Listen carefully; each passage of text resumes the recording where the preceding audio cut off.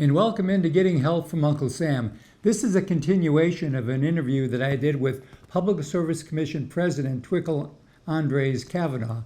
And again, last time we were just talking about utilities. Today we're going to be discussing gasoline and how gasoline prices are affected out of Washington, D.C. So let's get into today's interview. One of the things people often ask, what do you really spend a lot of your time on? And the reality is the biggest problem we have in our state is not inside the state, it's in Washington. Right now.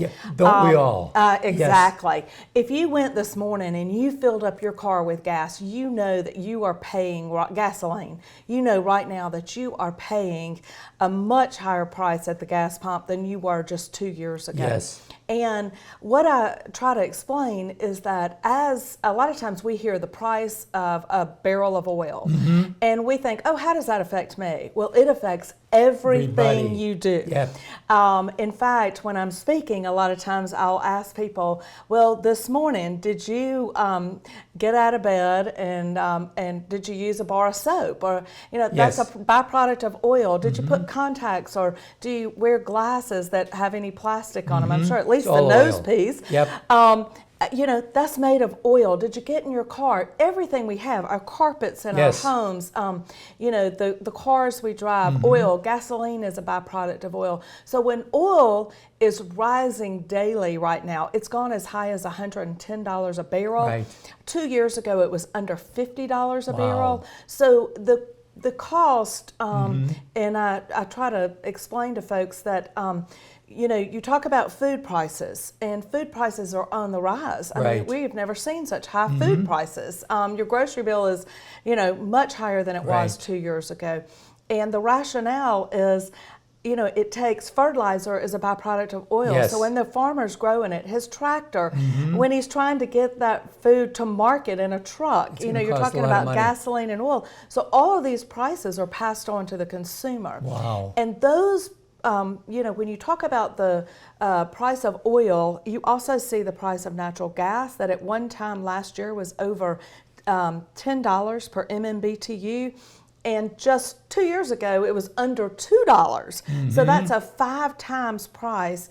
And we now make a lot of our electricity across the country, and especially here in Alabama, with natural gas, because the what I call the environmental socialist, they really tried to make they mandated that you leave coal.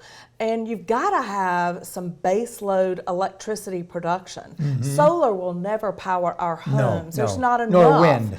Nor wind. Yeah. Wind in Alabama is a no-go. Right. But the reality is solar doesn't necessarily, come on when you need it. Right. In Alabama, we use more electricity at the peak time, which is actually not on a hot summer day. It's actually between 5 and 6:30 on a cold winter morning. Yes. If everybody remembers.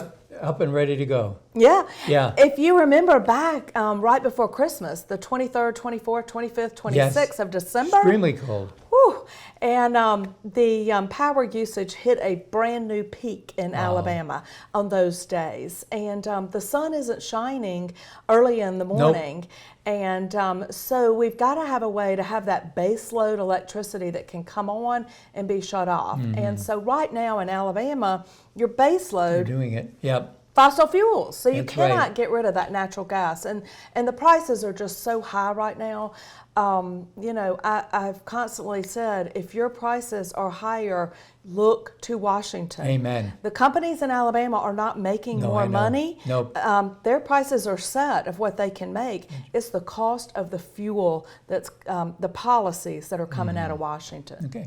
Thank you for what you do. And just remember, it's the Public Service Commission. They're there to serve you. As their name says, they're a service commission serving the citizens of the state of Alabama. And we'll be right back right after this.